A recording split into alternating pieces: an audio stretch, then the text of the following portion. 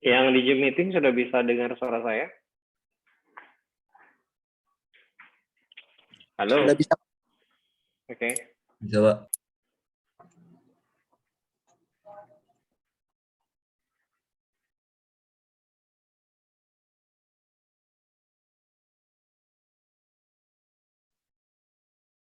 Slide share saya udah terlihat? Sudah, Pak. Good.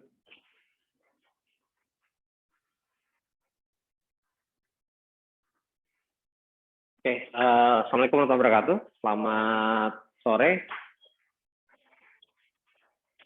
Oh, masih ada ininya ya? Hari ini kita akan masuk materi pertama dari komunikasi data atau data communication. Yang mana hari ini arahnya lebih ke prinsip ya atau fundamental dari komunikasi data. Sebelum kita lebih jauh ke komunikasi data, kita lihat dulu sedikit informasi yang terkait dengan apa yang akan kita pelajari hari ini.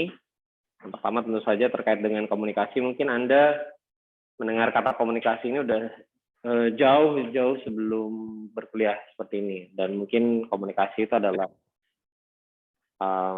kebutuhan sebenarnya. Jadi tidak ada sebenarnya tidak ada sandang, pangan, dan papan sebelum ada komunikasi.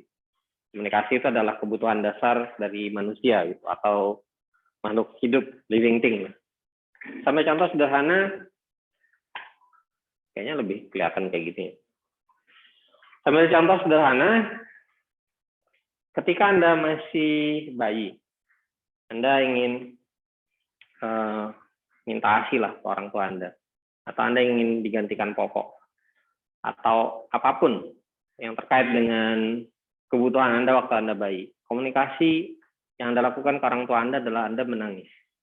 Anda baru dapat makanan, pakaian, kalau Anda kedinginan tambahin selimut, atau Anda ingin berteduh dari panasnya terik matahari, Anda semua melakukan komunikasi. Jadi komunikasi itu kebutuhan kalau menurut saya.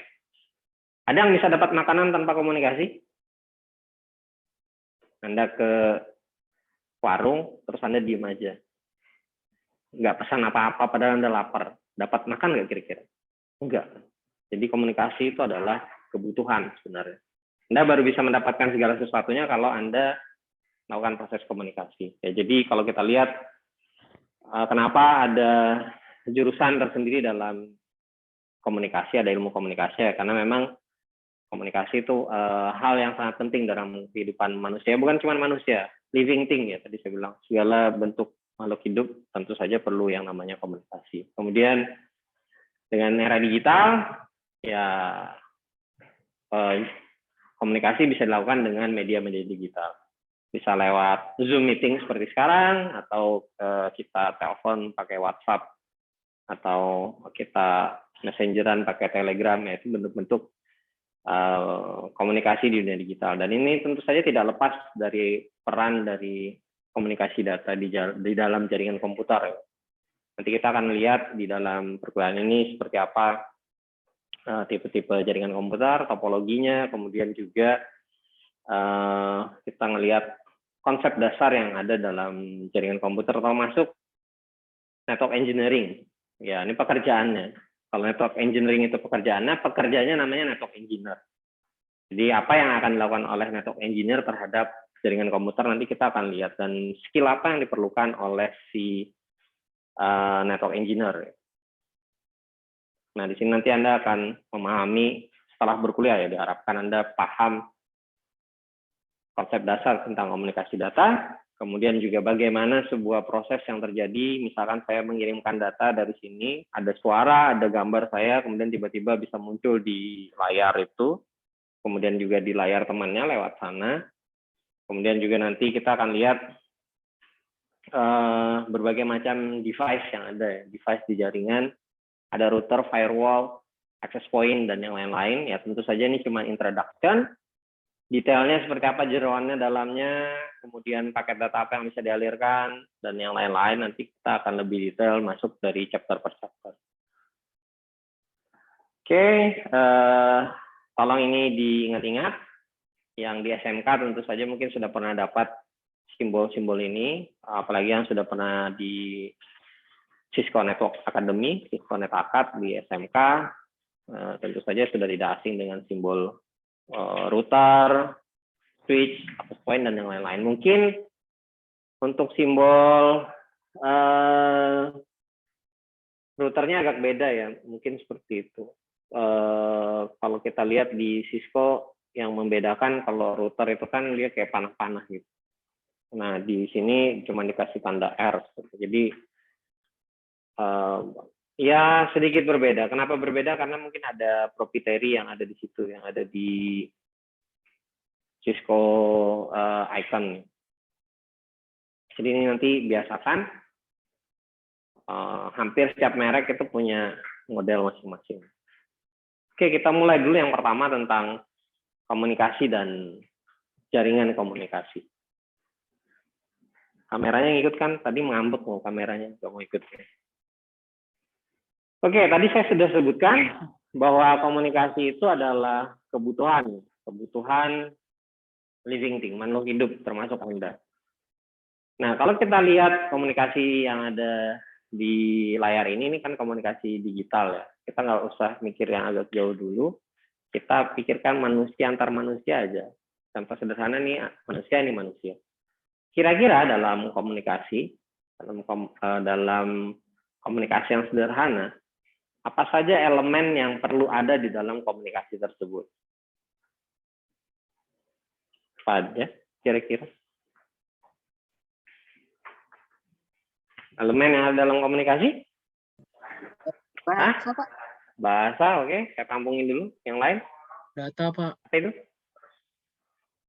Bersuara, oke. Perantara, fine, macam blank berarti. Pengirim penerima, oke. Yang lain? Data. Apa tadi? Data. Data, oke. Yang lain?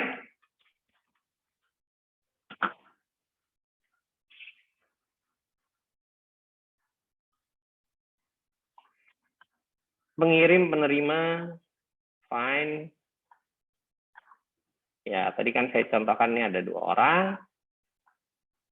Ada sender, ada receiver. Sudah 2 komponen, ada 5 komponen. Ini yang pertama. Tadi ada yang nyebut data atau informasi. Komponen ketiga. Tadi ada yang nyebut perantara. Oke. Kalau saya sederhanakan, perantara itu medium. Media atau medium. Ada contohnya nggak? Nggak ada. Oke, kita kasih aja di sini 4 medium. Medium. Satu lagi. Tadi ada yang nyebut sebenarnya bahasa. Itu termasuk bagian yang nomor 5 ini. Kalau kita nomor 5, elemennya ada 5. Sender, receiver, pengirim, penerima, ada data atau ada informasi yang dikomunikasikan, dan ada mediumnya, ada perantaranya, udara, kabel, telepati misalkan kalau mau pakai telepati, alam gaib, mungkin. Yang kelima sekarang, tadi bahasa termasuk sebenarnya dalam yang kelima ini, tapi nomor 5 ini banyak sebenarnya, jenisnya banyak, salah satunya aja bahasa. Tapi kita bisa rangkum dalam satu kata. Apa kira-kira? Yang di Zoom meeting boleh ikutan bersuara ya. Yang di Zoom meeting bisa dengar suara saya? Bisa, Pak. Halo? Bisa. Oke. Bisa, Pak. Satu lagi elemen komunikasi? Apa? Oke, good. Protokol. Hanya protokol saja, nggak perlu yang disepakati. Maksudnya protokol itu sekumpulan aturan, set of rule. Contoh tadi bahasa. Bahasa itu sebagai salah satu protokol. Misalkan ada temannya depan ini mau ngomong pakai bahasa Jawa. Yang ini cuma mau ngomong pakai bahasa Bugis misalnya. Nggak akan bisa connect dari sisi bahasa. Atau session, giliran. Siapa yang harus bicara? Kalau ngomong dua-duanya, walaupun ini sama-sama pakai bahasa Bugis, ini juga pakai bahasa Bugis, ngomong dua-duanya nih, nggak ada yang mau dengerin. Kira-kira apakah itu bentuk komunikasi? Enggak kan?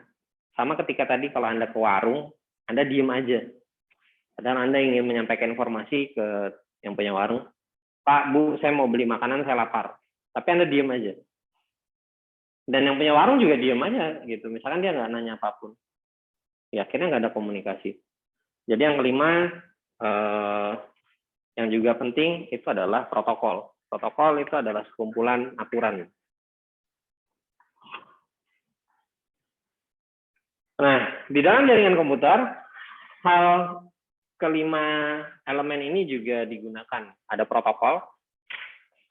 Nanti kita akan belajar beberapa protokol yang kita akan gunakan, sekaligus juga mungkin nanti di lab juga akan Anda pakai. Kemudian untuk sender receiver, tentu saja dalam dunia komunikasi data ini ada one to many to many. Kalau dari modenya itu ada half duplex, full duplex, simplex gitu. Atau komunikasi satu arah, ada yang dua arah, ada yang harus bergantian. Dua arah tapi harus bergantian, yaitu half duplex. Satu dengerin, yang satunya ngomong. Nanti begitu mau ngomong, yang satunya harus berubah jadi dengarkan. Yaitu half duplex. Kalau bisa dua-duanya saling saut-sautan tanpa harus menunggu, atau misalkan kayak orang berdebat gitu, yaitu namanya full duplex. Ya, nanti kita mungkin akan bahas di slide yang lain tentang mode-mode transmisi atau komunikasi.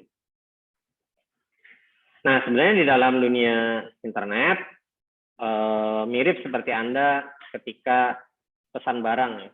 Misalkan Anda pesan barang di Tokopedia atau di Shopee atau di Lazada, ketika Anda beli smartphone itu akan dikirim biasanya dalam bentuk paket gitu ya, di packaging, masukkan dalam paket, atau istilah lainnya kalau di dalam jaringan komputer kita lebih sering bilang ini dienkapsulasi. Dienkapsulasi itu artinya dimasukkan dalam paket khusus, kemudian nanti dioper ke kalau dalam pemaketan barang biasa di kantor cabangnya Tiki, JNE, atau JNT dan yang lain-lain ya. Baru kemudian kalau ini barang dari Jakarta dikirimkan lewat udara, lewat pesawat sampai dengan di Bandara Samarinda, nanti masuk ke dalam cabang JNT, Tiki, atau JNE yang ada di Samarinda. Di situ disortir mana ya paket yang untuk Samarinda, mana paket untuk Kukar misalkan, atau yang mau ke arah Bontang, disortir, kemudian paketnya dikirim oleh kurir. Begitu sampai ke Anda unboxing, Anda lihat smartphone-nya udah sampai ke tangan Anda. Ya, mirip seperti itu juga di dalam dunia komunikasi data atau jaringan komputer. Data Anda ini akan dikapsulasi atau dienkapsulasi. Di sini karena layer ketiga ini yang paling banyak digunakan dalam dunia jaringan internet, ya ini paket Anda dalam bentuk, namanya juga paket ya. Jadi kalau kita belajar nanti di layer ketiga kita masuk di layer 3, nama format datanya paket. Kalau layer 2 namanya frame, nanti Anda akan belajar lebih detail isi paket apa, isi frame apa. Nah, paket ini akan masuk ke router yang akan menentukan Anda akan lewat mana. Ya, pastinya kalau di internet, dia akan masuk beberapa router di dalam internet ini banyak sebenarnya. Ya, anggap aja ini satu aja ya. Kemudian diterima di ujung, dibaca, oh ini paket buat komputer tertentu. Ya, ini di decap ya. Kalau di sini enkapsulasi, kebalikannya dekapsulasi. Dibuka paketnya, kemudian disajikan ke komputer tujuan. Modelnya ya mirip-mirip seperti itu. Ada encap, ada decap. Detailnya nanti kalau kita sudah masuk layer per layer, itu akan dibahas kembali. Ya, ini overview saja. Ini Anda harus ingat-ingat. Terminologi yang ada di dalam dunia jaringan komputer. caranya sederhana kalau Anda mau ingat-ingat ini, banyak-banyak baca, apalagi baca bahasa Inggris ya. Mau tidak mau Anda harus buka kamus, Anda harus buka Google Translate. Ya, kalau misalkan di Google Translate artinya masih jelek, Anda bisa cari di Wikipedia atau di Googling. Nah, kalau kita lihat topologi ataupun struktur jejaring komputer di dalam sebuah organisasi itu bisa bentuknya seperti gambar yang ada di dalam slide ini. Jadi sebelum connect ke internet, biasanya di belakangnya itu ada firewall. Fungsinya firewall ini melindungi jaringan internal sebenarnya. Jadi jaringan internal terlindungi dari jaringan eksternal. Jadi natively aslinya firewall itu melindungi jaringan internal, yang di belakang firewall ini internal ya, dari jaringan eksternal, jaringan publik. Ya, internet ini bisa kita bilang jaringan publik, sedangkan internal ini jaringan private. Kemudian kalau ada banyak server, biasanya server ini ditempatkan di dalam server room sendiri atau server farm, dan juga punya switch sendiri.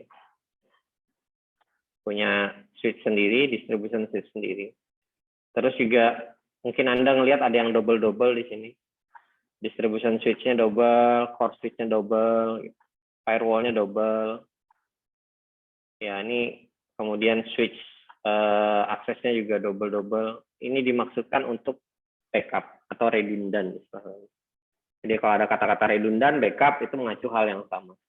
Kenapa itu diperlukan? Agar kalau jalurnya ini putus, masih ada jalur yang lain. Atau kalau ini tewas, maka masih bisa di backup yang sebelahnya. Ini tewas, masih bisa di backup sama yang sebelahnya.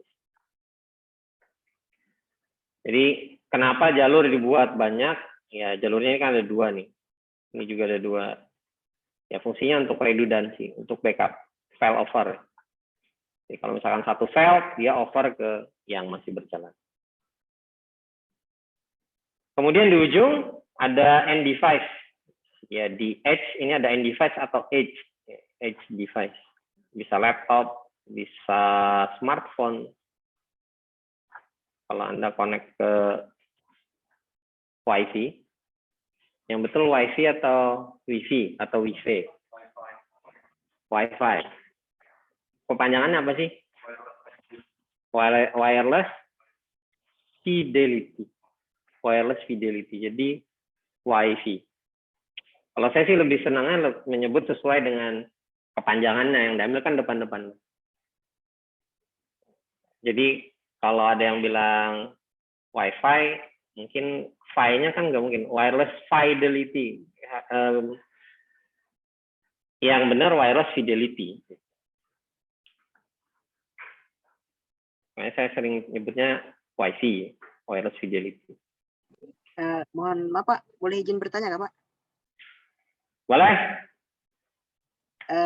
Jadi Pak, misalnya nih ada salah satu pengguna nih yang menggunakan VPN Pak ya, jalurnya itu Pak, kan itu sebelumnya diblok misalnya, atau satu websitenya ini diblok. Terus supaya bisa dia lewat ini dalam topologi yang kayak gini Pak, gimana Pak caranya Pak? Ini maksudnya mau tanya tentang VPN? Iya Pak. Oh, nanti ada sesinya sendiri VPN. Oke? Untuk VPN nanti ada sesinya sendiri ya. VPN itu nanti kita belajarnya di ini nih, AAA. Sorry, ini masuk terus juga di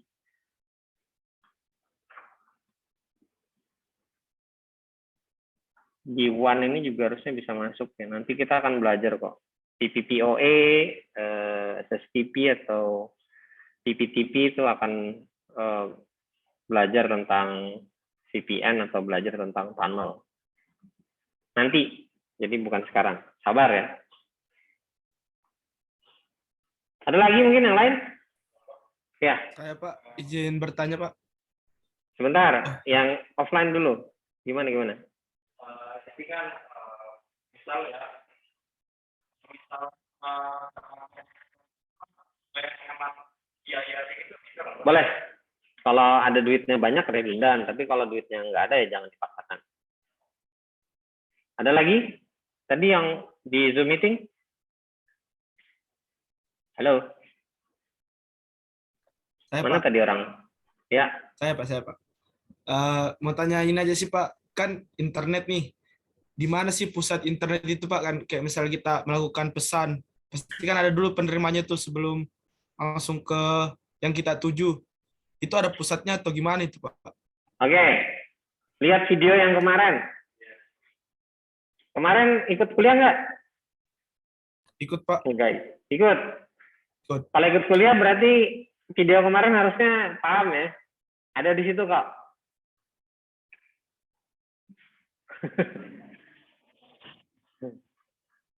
Lihat video yang kemarin. Oke? Oke Pak, siap. Oke Pak. Ada lagi yang lain?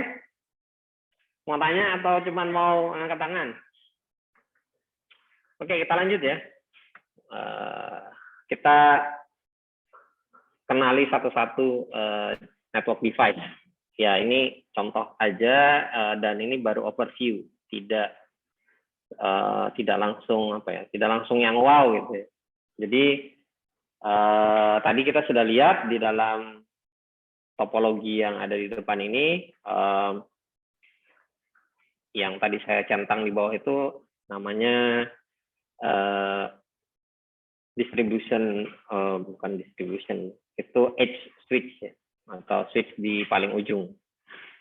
Access switch, lainnya juga access switch. Nah, biasanya ini langsung berhubungan dengan end device. End device-nya apa aja? Bisa komputer, bisa server, bisa laptop. Misalkan laptopnya lewat kabel gitu. Nah, untuk sementara, switch di sini kita anggap aja nih switch layer kedua. Walaupun ada switch yang layer 3 dan ada yang core switch, itu multi layer switch sebenarnya. Ya, untuk sementara Anda anggap aja taunya adalah switch layer 2. Apa itu layer 2 nanti kayaknya ada yang lebih pembahasan khusus nanti terkait dengan layer 2, layer 3 dan yang lain-lain. Nah, switch ini akan membagi broadcast, tidak membagi ini ya, tidak punya broadcast domain, tidak bisa digunakan untuk dua buah broadcast domain. Maksudnya tidak bisa digunakan untuk dua buah network yang berbeda. Jadi networknya harus sama. Kalau kita mau menggunakan switch, kemudian mau menghubungkan komputer tersebut untuk bisa saling berkomunikasi atau ngeping dari satu komputer ke komputer yang lain. Nah, kalau misalkan kita jaringan yang flat, tidak banyak subnetnya atau tidak banyak jaringan kecil-kecilnya, atau istilahnya apa ya, broadcast domainnya itu cuma satu, maka kita bisa menggunakan switch layer 2. Sekali lagi ini switch layer 2. Kalau ada yang di atasnya kita belum bahas ke arah situ. Nah, bagaimana kalau jaringan ini ternyata cukup besar dan banyak subnetnya, atau banyak broadcast domainnya, atau banyak jaringan-jaringannya? Ya, nanti Anda akan belajar IP, ini contoh.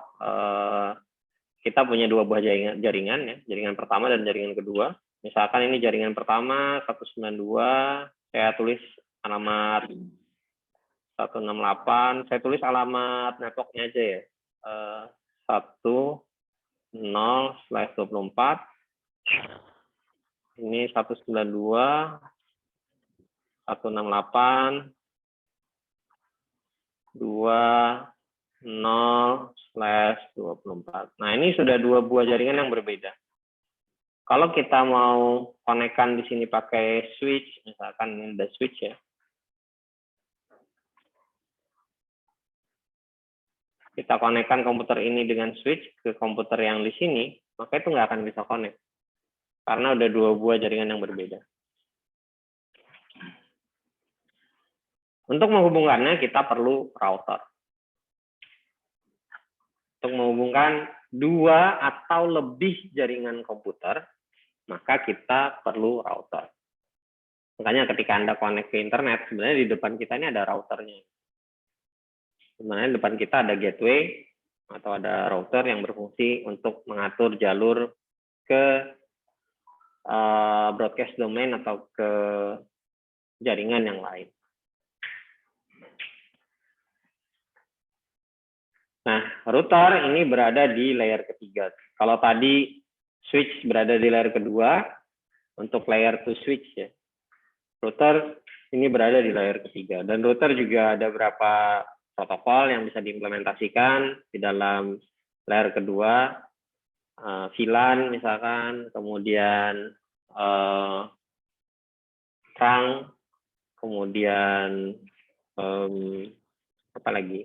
Wireless itu sebenarnya termasuk protokol di layer kedua.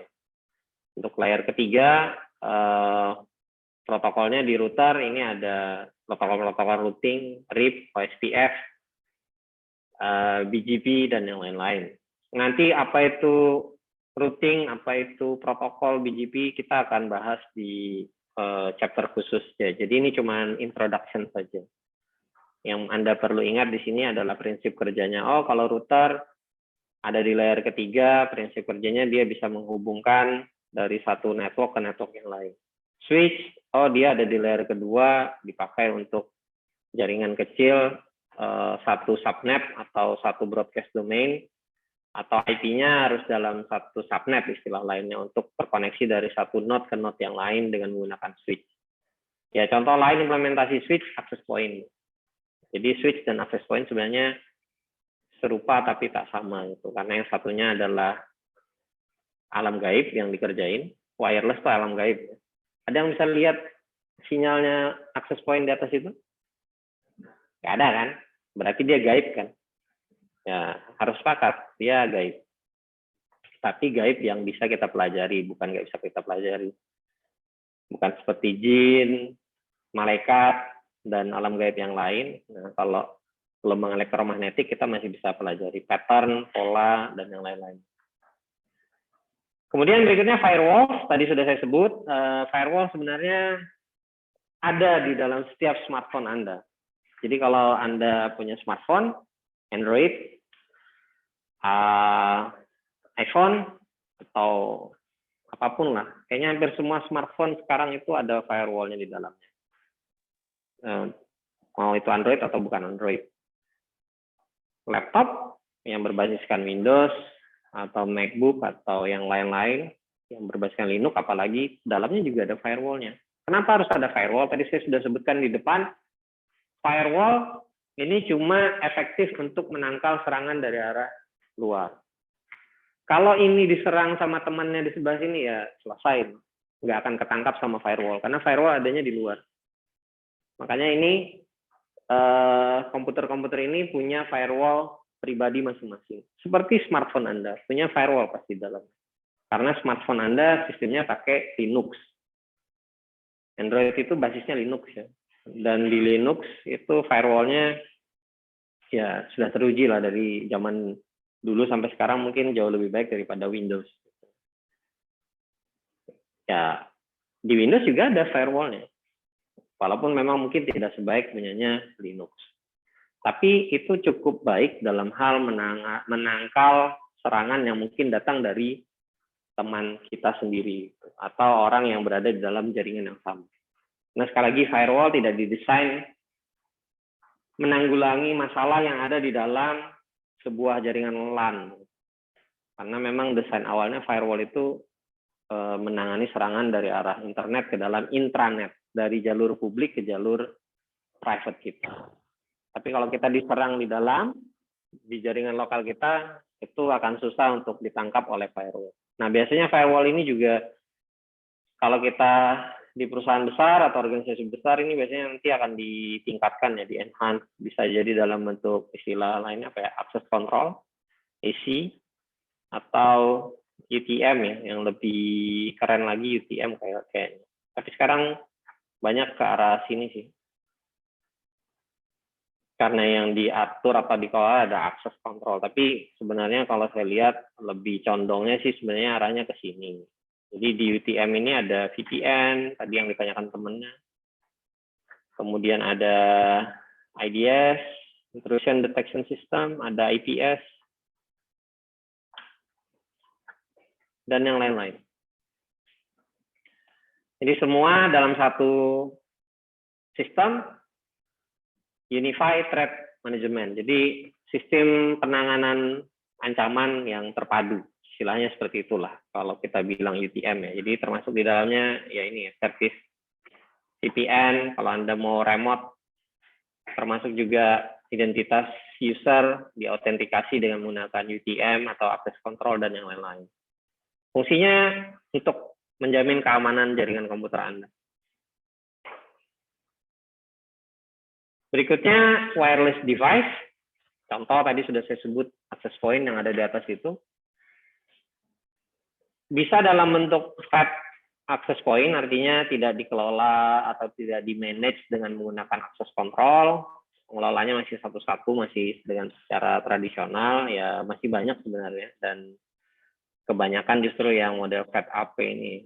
Kadang-kadang beli access controlnya mahal.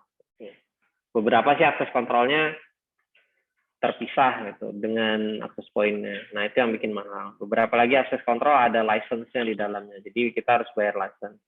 Ada juga yang kalau ada yang pernah pakai mikrotik? Berapa orang yang dari TKJ angkat tangan? Access control-nya kalau di mikrotik pakai apa ya? Hah? Pakai apa? Lupa apa nggak pernah diajarin? Di mikrotik pakai capsman. Nah, Anda mungkin belum pernah pegang capsman. Jadi kalau untuk mengelola access point, di mikrotik dia access control-nya ini pakai capsman. Jadi kita bisa nge-remote access point yang ada itu pakai capsman. Atau kalau di sini namanya Romon kalau nggak salah. Saya juga belum pernah nyoba karena belum ada waktu aja sebenarnya. Ya, jadi kalau Anda connect Romon ini bagian dari capsman. Ya, kita menggunakan mode yang di sebelah kanan ini. Pakai access control. Di Huawei juga ada access controlnya dan biasanya jadi satu di sini nanti modelnya tuh jadi satu gitu. Satu konsol pengelolaan. Jadi nggak terpisah. Dia benar-benar built-in semuanya diatur dengan satu, ya anggap aja satu server gitu untuk segala sesuatu terkait dengan security. Karena kan wireless ini juga erat dengan security. Nah berikutnya tipe-tipe jaringan komputer. Kalau kita kelompokkan berdasarkan cakupan wilayah geografis, ya. Tapi ini juga mungkin agak kurang bisa digunakan juga sekarang. Bisa aja LAN itu kita bentuk dalam satu provinsi gitu.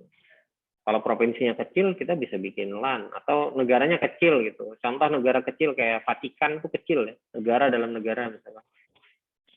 Dia bisa bikin LAN gitu. Tapi kalau kita lihat dalam konsep geographical coverage di sini, kalau negara itu masuknya WAN, gitu. Padahal Vatikan bisa aja dia bikin sendiri, gitu. Atau Singapura itu juga kan kecil sebenarnya. Tapi kalau kita dari Indonesia ke Singapura, kita dibilang WAN, lintas negara bilang WAN. Padahal kecil sekali negaranya. Belum lagi negara-negara Eropa yang kecil-kecil gitu ya. Yang seukuran kalau di Indonesia seukuran provinsi aja kalau di Indonesia. Nah, kita ikutin aja dulu yang ada di sini. Kalau LAN itu mengacu ke organisasi, misalkan Universitas Mula Warman, punya kampus di Gunung Kelua ini ada LAN-nya. Nah, itu LAN. Tapi ketika Unmul ini besar, bukan hanya kampus kita ini, bukan hanya yang ada di Gunung Kelua ya. Kita punya kampus remote. Bang Riz, Jalan Pahlawan, di Flores, di kampus PIN itu mana? Jalan Telen ya rasanya.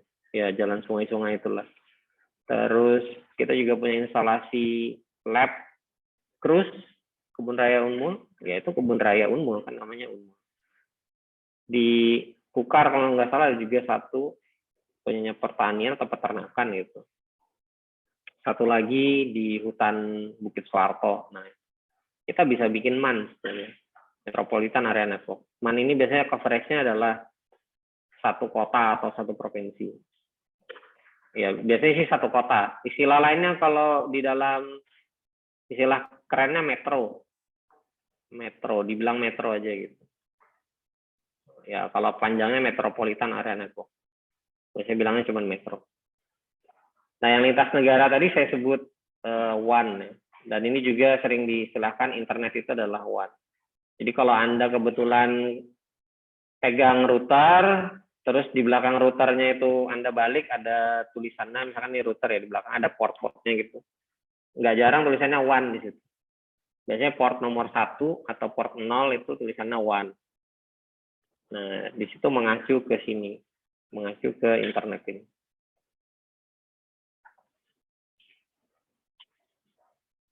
Ya, ini sederhananya, kalau misalkan yang besar itu levelnya provinsi, kemudian agak kecil levelnya kota, kabupaten, kecil lagi itu pedesaan atau kelurahan lah ibaratnya gitu. Atau kalau kita tadi andaikan Universitas Mula Warman, itu LAN, di sini kemudian kita punya satu kota Samarinda namanya MAN, kemudian mungkin kita punya lagi koneksi ke arah dikti atau dikti ke internasional ke yang lain-lain, yaitu kalau sudah keluar negara cakupannya bisa dibilang WAN. Oke, tadi kita banyak lihat gambar-gambar, ya gambar-gambar tadi sebenarnya bisa kita sederhanakan namanya topologis. Topologi ini ada dua, topologi itu ada yang fisik dan ada yang logik. Fisik dan logik. Sederhananya gini, kalau fisik yang bisa dipegang, dilihat itu fisik. Kalau lihat akses point di atas itu fisik ya. Kalau itu bisa dilihat Pak, bisa dilempar, bisa dipegang juga, yaitu fisik. Yang logik berarti bisa kita logikakan, bisa kita logikakan. Tapi belum tentu bisa dilihat. Contoh, IP address. Ada yang bisa lihat IP address? Nggak ada kan? Nggak ada yang bisa lihat itu IP address-nya berapa kecuali Anda buka config-nya. Gitu. Begitu juga dengan laptop saya, Anda nggak akan bisa lihat IP address-nya kecuali Anda buka konfigurasinya. Nah, topologi fisik itu biasa mengacu ke barangnya. Kita taruh berapa unit barangnya, kemudian ada di lantai mana, ruangan mana, berapa kabel yang kita gunakan atau koneksi yang kita gunakan, yaitu topologi fisik.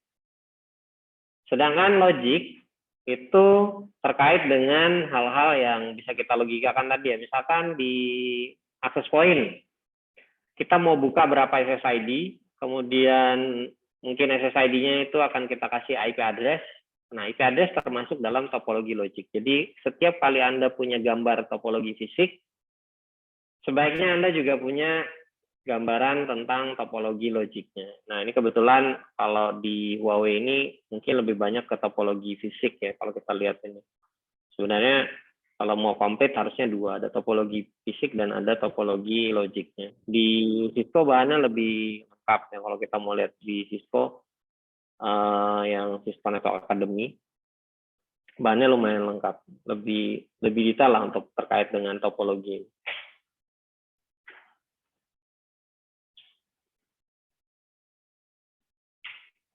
Ada beberapa tipe topologi, ada yang star, ya star ini ada konsentrator di tengahnya. Konsentrator bisa berupa hub yang jadul, atau switch yang agak modern, termasuk access point. Ya, keunggulannya kalau ini tewas, ini masih bisa jalan. Kalau di topologi star. Beda hal kalau di topologi bus, ini KO, yang lainnya ikut KO. Nah, sebenarnya untuk topologi bus ini ada modifikasinya. Bus ini sebenarnya kalau kita modifikasi bisa jadi ini, ring. Ini tinggal seperti ini aja sebenarnya. Topologi bus ini dijadikan ring itu kan tinggal dibuka ujung-ujungnya. Dibuka ujung-ujungnya, kemudian disambungkan gini kan jadi ring. Termasuk yang ini, kalau mau saya jadikan bus, tinggal saya cut di sini, ini kan jadi bus. Ini udah ujung, ini udah ujung. Jadi ring dan bus ini sebenarnya masih punya hubungan satu sama lain. Tapi untuk ring tentu saja pengembangannya jauh lebih maju ya. Ini banyak dipakai untuk fiber optik. Kenapa pakai ring? Karena dia bisa kita gunakan untuk failover. Dia bisa berubah arah atau alur datanya ya. Misalkan gini,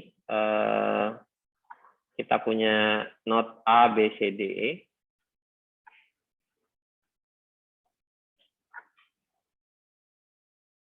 Normally, ini kalau ada data, dia akan ke sana. Misalkan dari D ke E ke A ke B, B ke C, dan seterusnya ya.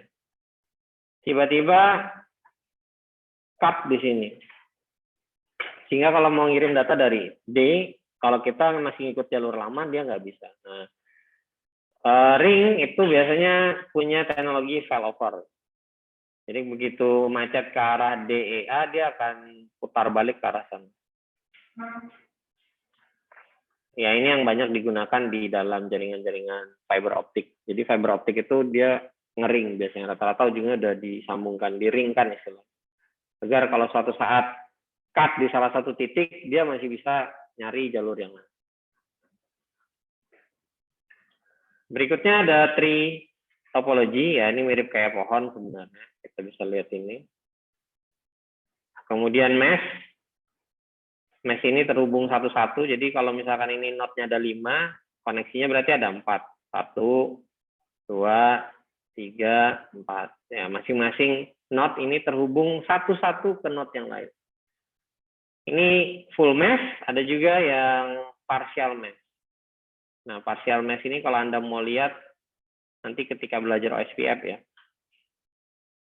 yang dari SMK TKJ mungkin sudah juga belajar OSPF, kita bisa lihat OSPF itu kalau adjacensinya itu tidak full mesh, tapi dibuat partial mesh. Nantilah kita kalau belajar OSPF saya jelaskan lebih detail kenapa yang dianut justru partial mesh-nya bukan full mesh. Kalau ngelihat di link state database gitu, ketika dia membentuk database link state awal-awal OSPF, dinyalakan network. Di dunia nyata, yang asli seperti ini. Combine atau hybrid. Jadi kalau ada yang bilang hybrid boleh, ada yang bilang combine juga boleh. Tidak ada satu topologi spesifik untuk satu organisasi. Sekelas Unmul, topologinya campur-campur. Setiap organisasi besar, itu topologinya campur-campur. Jadi organisasinya kecil aja, ya bisa jadi spesifik ya, khusus cuman satu topologi. Tapi kalau sudah gede, sekolahan pun itu sudah nyampur biasanya di dalam. SMK gitu, SMA yang besar-besar itu banyak gedungnya, banyak ruangannya. Nah, itu pasti udah sebagian mungkin bentuknya ada semi-bus gitu, ada star-nya, dan juga mungkin untuk wifi lebih lebih efektif pakai mesh gitu. Karena nggak repot gonta-ganti ya. SSID access point.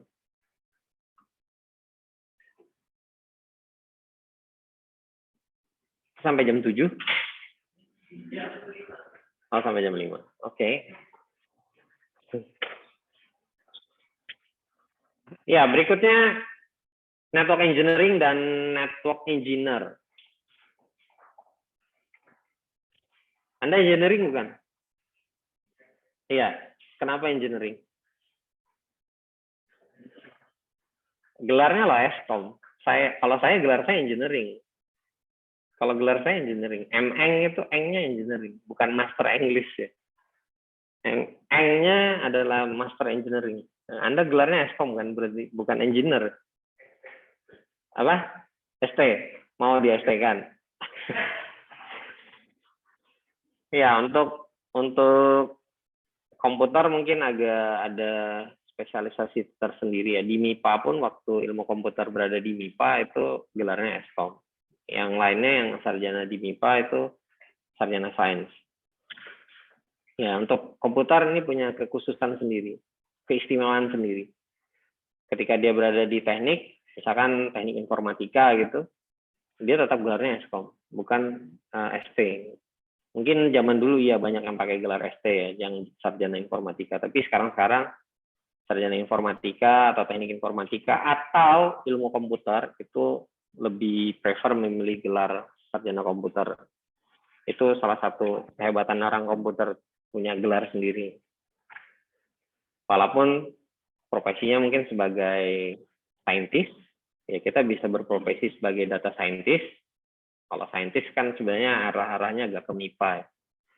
Atau kita mau berprofesi sebagai network engineer atau software engineer, sebagai perekayasa. Jadi kita ini ahli rekayasa sebenarnya. Iya kan? Engineer itu kan rekayasa di bahasa Indonesia kan. Jadi ya kita memang ahli merekayasa ya. Harusnya kita ahli dalam merekayasa apapun lah. Namanya juga engineering. Nah kalau kita lihat engineer atau network engineering, kalau network engineering berarti itu adalah apa yang akan dikerjakan. Ya, kita bisa mengerjakan dari sisi application-nya, mungkin aplikasi yang terkait dengan network. Kita bisa mengerjakan storage juga sekarang rata-rata udah server storage. Mungkin yang SMK pernah install Samba, itu NFS, itu termasuk dalam server storage. Kemudian security itu juga masuk. Biasanya security ini juga kadang sekarang banyak dipisah ya. Khusus security itu ada klannya sendiri. Jadi untuk klan security itu kadang ada sendiri. Tapi kadang juga masih tercampur dengan orang network. Ya, Anda bisa ngambil spesifik khusus security itu ada. Sertifikasinya juga ada. Kayak sertifikasi dari EC Council. Sebenarnya tahun lalu kita mau coba untuk sertifikasi EC Council ya, tapi lumayan mahal gitu. Padahal bagus ya. Dalam artian banyak dipakai. Certified Ethical Hacker atau CHSI itu banyak dipakai buat forensik, banyak dipakai buat nangani kriminal di bidang cyber.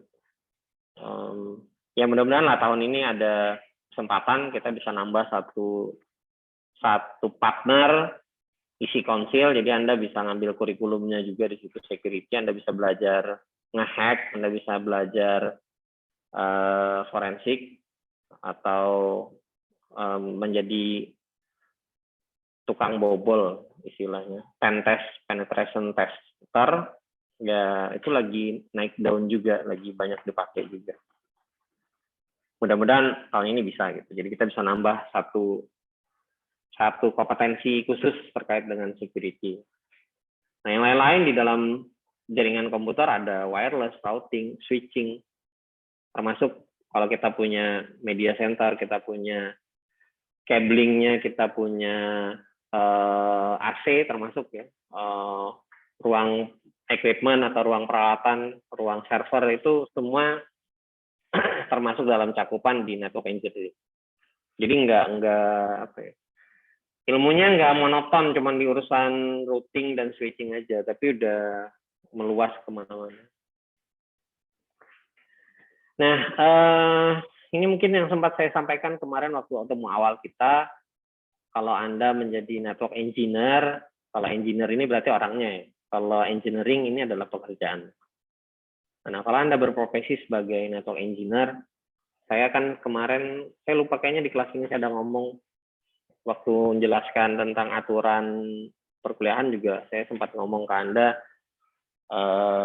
saya tidak akan mengatak-atik nilai etika Anda, tapi kalau Anda kerja, nilai etika itu adalah nilai yang patut Anda junjung tinggi.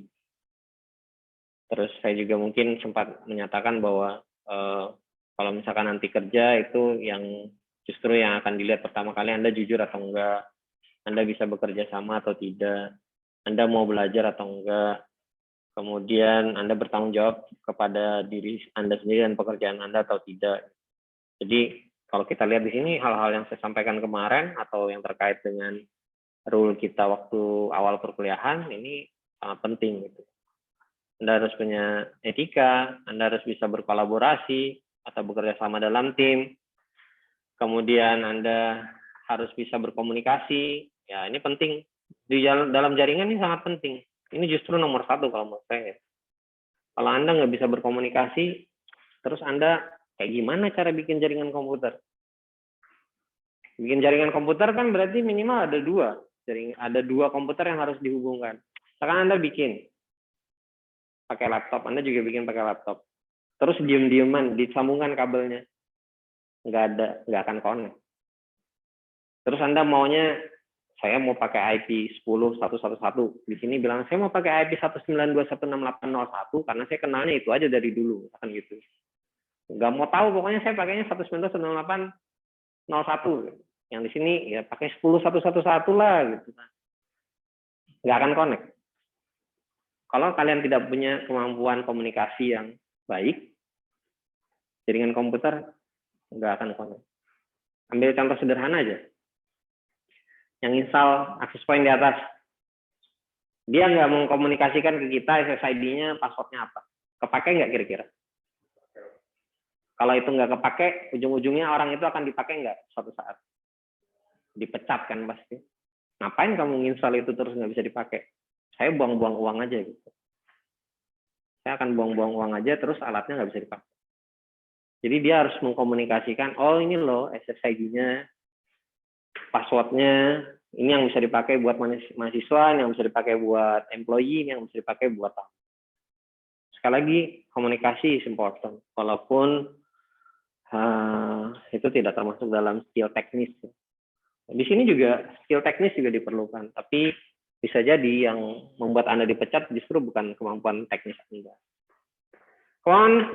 Kemampuan teknis itu pasti bisa dipelajari. Makanya di sini ada tulisannya learning kompetensi, kemampuan Anda untuk belajar. Ini nanti yang akan membawa Anda untuk mengetahui berbagai macam hal yang ada di sini. Technical knowledge istilahnya.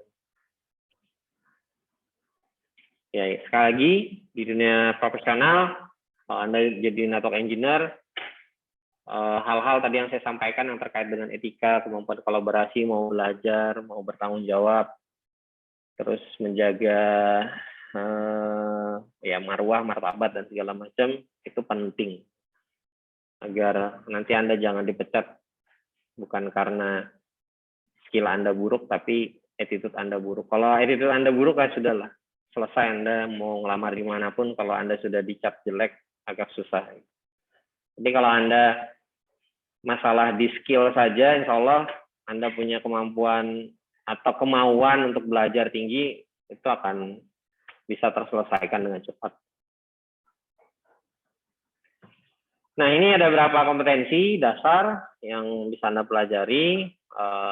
Routing, kemudian nanti dari routing dan switching ini naik ke atasnya kita bisa belajar dynamic routing, OSPF, termasuk juga isinya itu seperti apa sih OSPF. Kemudian juga di switching ada spanning tree protokol, ini udah berkembang jadi MSTP.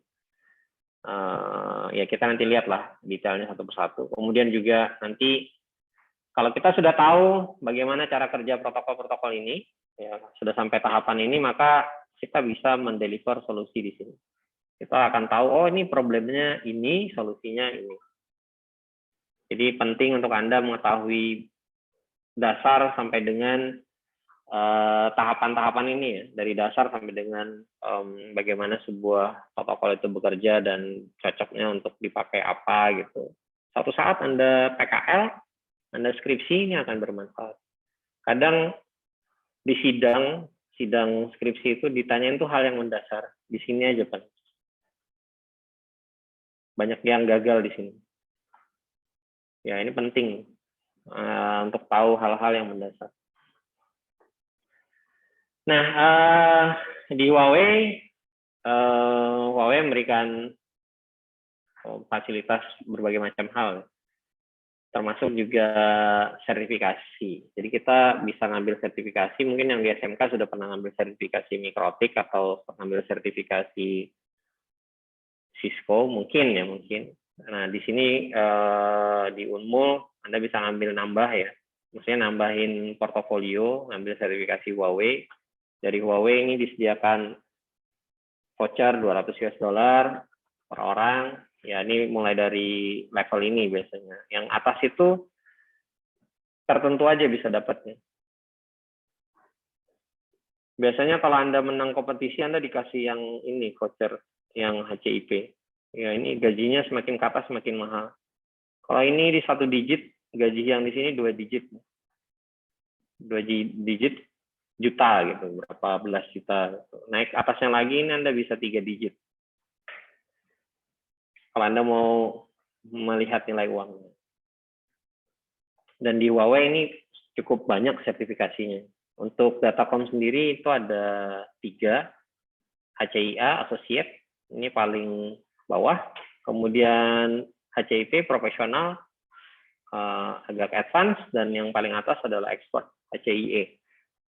Ya biasanya kalau di Indonesia, para HCIE dan kalau di Mikrotik itu MT Cine, kalau di Cisco itu CCIA, mereka jarang mau kerja di Indonesia. Kalau di Indonesia mereka kerja itu amal aja, sedekah aja lah ibaratnya. Karena kerja di luar untuk level expert ini jauh lebih mahal bayaran. Bayarannya jam per jam, bukan hitungan hari tapi jam. Kalau ini mungkin hitungannya bisa hari atau bulan. Kalau ini pasti hitungannya bulan atau tahun.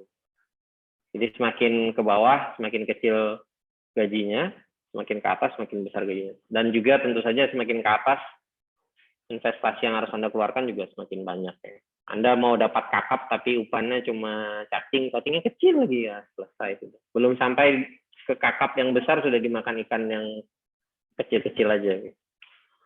Ya, termasuk waktu dan segala macam. Jadi dimanfaatkan, Anda kuliah di sini, Anda dapat keuntungan, bisa dapat standar industri, dan dari Huawei juga tahun lalu sih ada reward yang lulus sertifikasi dikasih uang 500.000 mahasiswanya. Kemudian tadi ada voucher exam $200, kalau kita uangkan ke rupiah sekitar 2.800.000. Jadi masuk perkuliahan ini sebenarnya Anda untung. Kalau UKT-nya 3 juta aja atau 5 juta masuk satu perkuliahan ini Anda sudah hampir balik modal. Kalau yang 3 juta mungkin sudah balik modal. Yang 5 juta ya ambil yang Huawei satu semester bisa balik modal. Belum Anda kalau misalkan menang kompetisi dapat smartphone yang harganya 10 jutaan ke atas, dapat tablet, dapat laptop dan segala macam.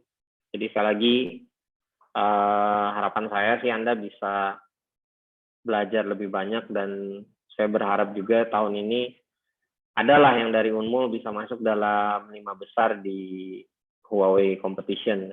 Jangan sampai orang dari Jawa terus yang menang. Sesekali lah, enggak sesekali sih. Saya pinginnya sih berkali-kali yang dari kita. Mungkin itu yang bisa saya sampaikan.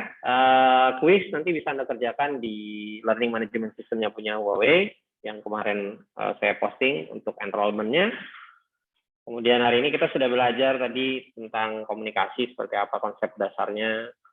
Basically komunikasi itu seperti apa sih? Ya pastinya tadi sudah ada 5 elemen komunikasi. Kemudian juga tipe-tipe jaringan komputer berdasarkan letak geografis atau kondisi geografis. Ada LAN, MAN, dan WAN. Kemudian juga ada beberapa topologi. Ada fisik, ada logik. Kemudian juga kita tadi melihat apa yang bisa dikerjakan oleh network engineer,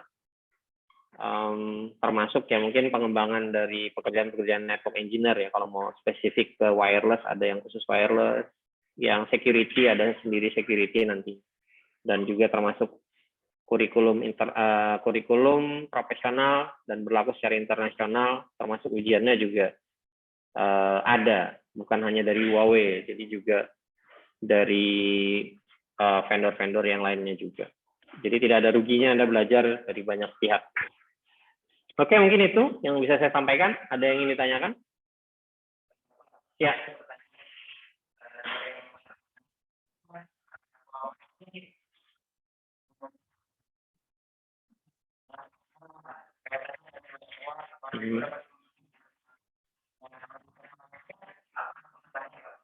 Maksudnya Huawei dapat apa gitu? Ya. Oke, sederhananya gini. Kalau Anda sudah terbiasa dengan barang Huawei ini, atau yang dari SMK mungkin terbiasa pakai Mikrotik. Ketika Anda kerja, kira-kira Anda akan mengusulkan barang lain atau mengusulkan barang yang Anda biasa pakai? Yang biasa dipakai kan? Secara tidak langsung sebenarnya Huawei sudah berinvestasi ke Anda. Jadi dia menginvestasikan uangnya agar suatu saat ketika Anda bekerja, minimal Anda memilih barang yang Anda kuasai. Dan di sisi lain sebenarnya Huawei juga perlu sumber daya manusia untuk ekspansi usahanya mereka gitu. Mereka tidak segan-segan yang rekrut di program Kampus Merdeka. Dari 1.900 peserta yang mendaftar di program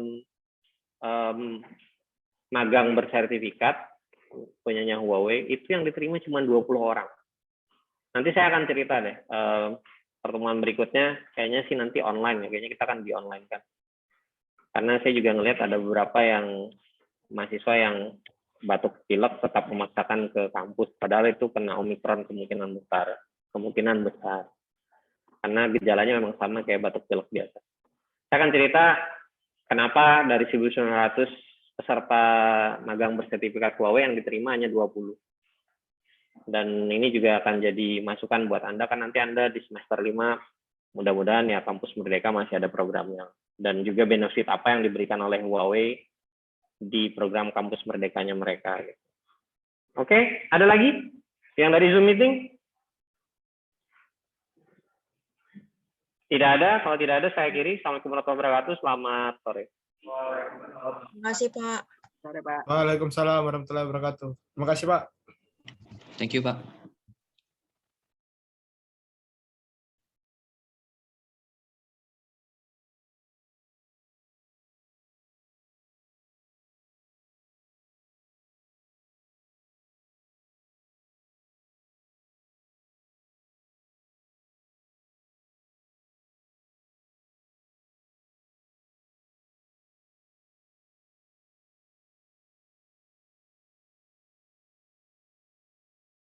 Best online pulang.